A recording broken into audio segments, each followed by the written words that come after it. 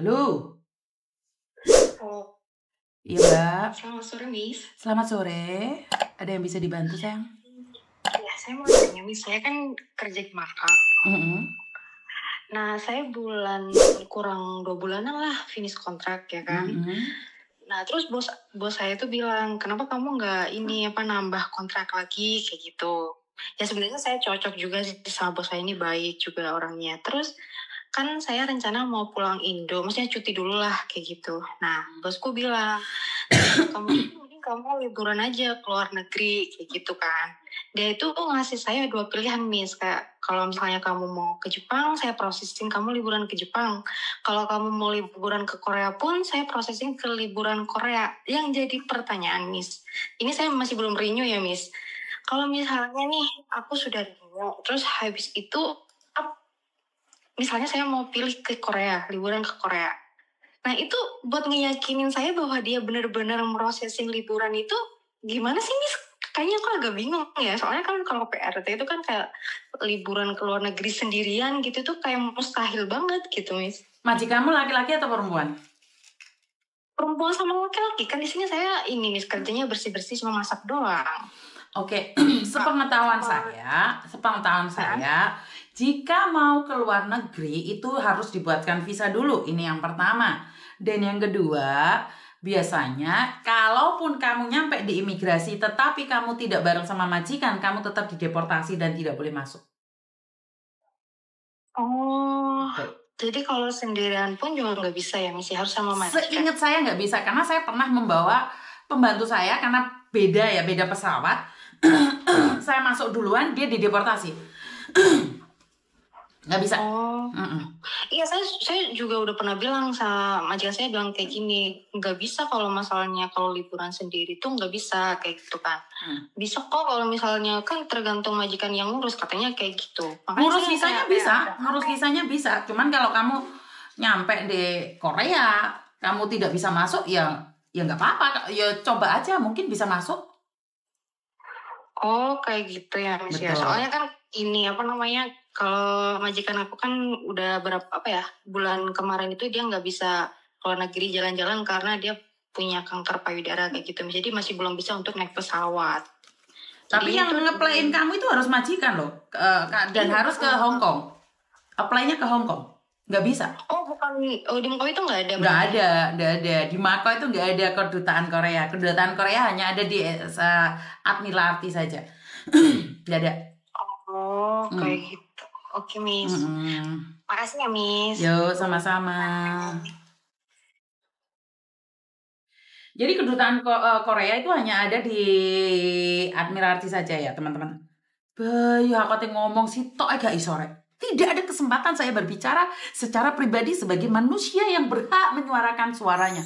Telepon saya tidak pernah berhenti-berhenti. Bagaimana saya harus mewujudkan kehidupan yang beri kemanusiaan dan beri keadilan. Oh. Selamat sore. Selamat sore, Mbak. Iya, gimana sayang? Apa? Kan aku mau cuti. Kenapa, Mbak? Rencana aku mau pulang Indonesia nanti, mau cuti. Terus? Terus ini. Oh ya, mau ngalahin. Terus aku tuh kan mau menggugat cerai suami saya kan. Mau apa? Mau menggugat cerai suamiku. Oh, terus? Karena soalnya, Miss, aku kirim itu uangnya dihabisin dan sama orang tua pun nggak baik kan. Jadi buat apa saya pertahanin suami kayak gitu? Saya mau gugat cerai. Oke, terus? Terus ini yang saya tanyakan, saya itu pernah diancam sama dia. Katanya kalau kamu berani menggugat cerai saya akan bakar rumah kamu, saya akan kamu. Dia bilang kayak gitu. Tapi saya nggak lupa merekam itu gitu. Aku kan agak gemeteran dan takut kan, Miss. Nah, terus apa itu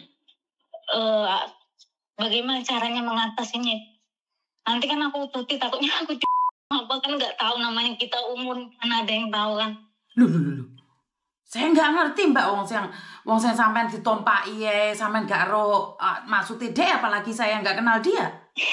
Nggak ngerti, maksudnya kan cara menghindarkan, aku pun juga nggak pernah kontak lagi sama dia. Bayu, sekarang itu laki-laki di Indonesia tuh nekat-nekat dan rodok segleng-segleng, apalagi berurusan dengan duit ya, Mbak ya. Saya nggak berani ngomong, Mbak. Ya kamu harus berbicara dengan keluargamu dong. Soalnya sekarang itu istrinya dilebokno koper, yang dilebokno pancoran, yang dilebokno ini. Saya nggak berani ngomong, Mbak. Bener, saya masalah rumah tangga itu saya nggak berani ngomong. Karena itu berpisahlah dengan baik-baik, karena saat kalian bertemu, kalian tuh baik-baik saja. Jadi kalau masalah rumah tangga itu orang luar tuh tidak pernah tahu. Karena gini loh, jika semuanya baik-baik saja di awal, seharusnya perpisahan pun dengan baik-baik aja. Cuman mulai sekarang sebenarnya sama mau nikah lagi nggak sih? Enggak, saya nggak mau nikah. Cuma saya itu kalau nggak mau menikah lagi ya Mbak, itu prinsip ya menurut saya ya. Kalau nggak mau menikah lagi, kenapa harus bercerai? Kalau dia yang mau, biarkan dia pergi. Karena cerai atau tidak, kamu tuh tidak perlu mengirimkan uangmu ke dia. Iya. Kalau itu perceraian menjadi ancaman buat dirimu, kenapa kamu harus bercerai sama dia? Kecuali kamu ingin nikah lagi. Yang penting kamu fokus sama kerjaanmu. Wong lanang ya disampirne lah. Iya. Dulu itu kerja saya bertahun-tahun saya kirimi ya, Miss. Katanya sebelum saya kirim banyak, ini per bulannya aja. Per bulannya katanya buat benerin rumah mak saya. Nggak taunya saya pulang tuh kok setiap bulan dikirim 5 juta, 4 juta, 6 juta, jadinya segini sih. Ya tadi aku ya ngerti Mbak apa di Indonesia murah, tapi lama-kelamaan pas terakhir aku kirim 30 juta, katanya buat usaha, nggak taunya 3 bulan ke depan nggak, katanya dipinjam orang, ini bla bla, ini orang Mbak. Saya nggak mau ngomong kotor ya, Miss. Tapi berapa lama sih kamu nikah sama dia? Aku nikahnya itu udah lama. Nah, tapi udah nggak pernah kontak sama sekali. Gara-gara uang itu, Miss. Kalau dihitung hampir 6 tahun. Ya udah, ngapain sekarang baru cerai? Kecuali kamu mau nikah lagi ya. Tetapi kalau menurutku kamu nggak mau nikah lagi, ya biarkan aja loh. Berarti saya biarin aja. Kan saya ini takut mau pulang, takutnya dia menghadang saya di jalan kan. Kita kan nggak tahu namanya umur kan ya, Miss. Kita kan jaga-jaga aja. Orang tua saya juga saya bilangin kan. Nah, intinya adalah jangan percaya sama suami, jangan kirim uang ke suami. Iya. Dari situ aku kapok banget. Kapok banget, Miss. Kerja capek. Aku dari situ masih trauma dengan laki-laki. Apalagi suami. Lebih baik sama orang tua. Ya enggak, no. Seenak-enaknya sama orang tua, tetap enakan sama suami kalau suaminya baik. Kenapa? Kita bagalnya tua itu nggak bisa sama orang tua, sayang. Karena sejujurnya ya, kalau laki-laki baik ya, itu hidup itu lebih indah bersama suami. Karena saat ada masalah, segala masalah pun kita bisa ngobrolin berdua. Nggak mungkin kamu tengah malam lapar, kamu gugain ibumu. Pasti suamimu. Tetapi jika suamimu tidak baik buat kamu, ya udah. Yang penting intinya kamu nggak nikah lagi, ngapain harus bercerai?